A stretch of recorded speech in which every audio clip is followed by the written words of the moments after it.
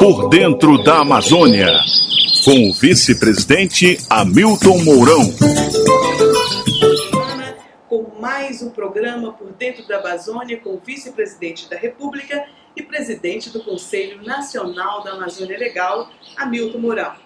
Junto com vocês, acompanho este programa de hoje, que faz referência a importantes comemorações nesta data de 19 de abril, o Dia do Índio e o Dia do Exército Brasileiro. Que beleza, Elane. Minhas amigas e amigos da Amazônia, como sempre faço, todas as segundas-feiras, conduzo com muita satisfação, auxiliado aqui pela Elane, essa conversa com vocês.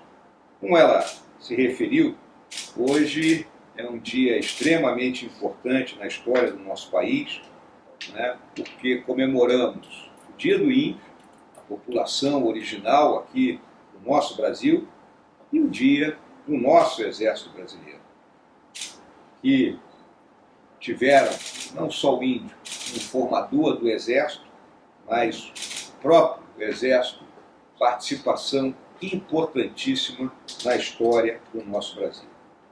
O Dia do Índio foi instituído no ano de 1943, pelo então presidente Getúlio Dornelles Vargas. Lembro que naquela época, 1943, estávamos em plena Segunda Guerra Mundial. O Brasil já tinha sofrido torpedeamento por submarinos alemães de alguns dos nossos navios e estávamos entrando então em guerra contra a Alemanha. O Dia do Exército, se comemora no 19 de abril, porque nessa data, no ano de 1648, ali em Pernambuco, nas proximidades da cidade do Recife, se travou a Batalha de Guararapes, quando uma junção da população da terra, formada por índios, negros e brancos, se uniram na defesa do nosso território para expulsar o invasor holandês. Foi a primeira vez que nossos habitantes tiveram a consciência de que formavam uma nação. E toda nação tem que ter seus homens e mulheres em armas capazes de defender os seus interesses. Como podem então perceber, índios e exército estiveram juntos nos mais importantes momentos da nossa história, contribuindo para a grandeza do nosso Brasil e, sobretudo, na proteção do meio ambiente. Por isso, as homenagens do nosso Conselho Nacional da Amazônia Legal à comunidade indígena e ao Exército Brasileiro. Vice-presidente, como o senhor ressaltou, não há como falar da história do Brasil sem falar dos indígenas, dos povos indígenas. O senhor preside o Conselho Nacional da Amazônia Legal e, consequentemente, está atento à vida dessa população, não é? Gostaria de comentar? Pois é, Helene. É uma população que tem que ser cuidada com respeito e dignidade. Nós temos uma extensão territorial de 8,5 milhões de quilômetros quadrados. Em terras contínuas, somos o 4º país em extensão no mundo.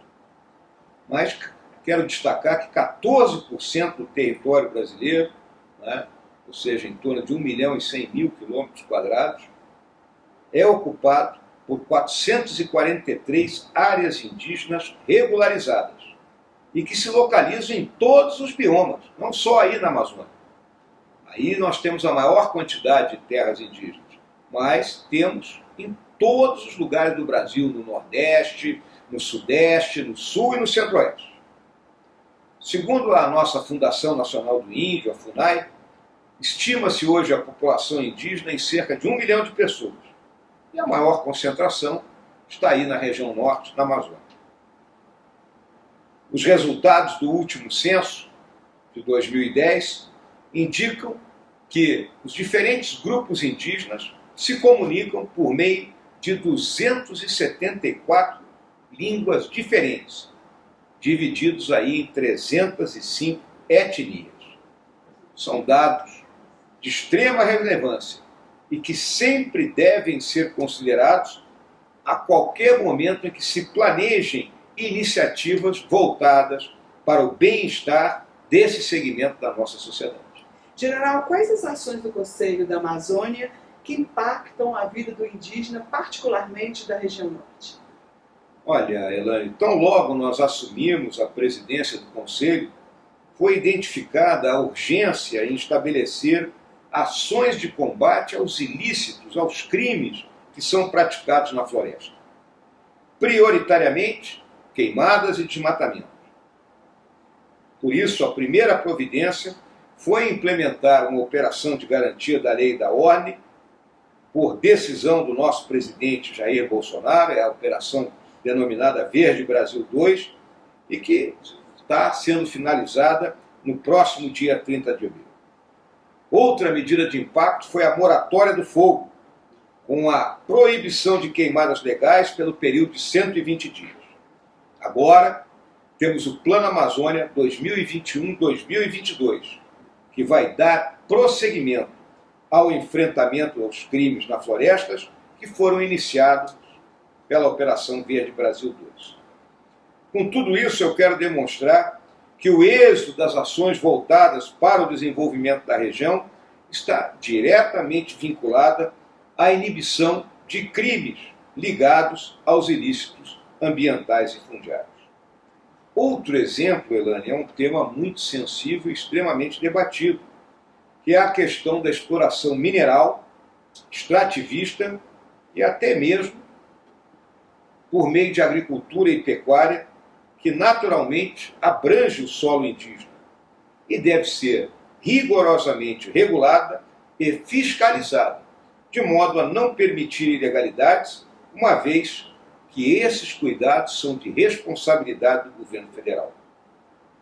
Outro ponto crucial que observamos em relação à questão das terras indígenas. Há pouco mencionei que elas totalizam 443 áreas diferentes. Estão regularizadas algumas e outras em fase de estudo. São áreas que precisam ser bem cuidadas, bem tratadas, acompanhadas e manutenidas para o apoio ao povo indígena. E como último exemplo, já que estamos em tempos de pandemia, cito os cuidados com a saúde indígena, principalmente aqueles indígenas aldeados, que são responsabilidade da Secretaria de Saúde Indígena, subordinada ao Ministério da Saúde. Já temos em torno de 75% dessa população vacinada, o que é uma demonstração da seriedade com que o tema vem sendo tratado pelo governo federal.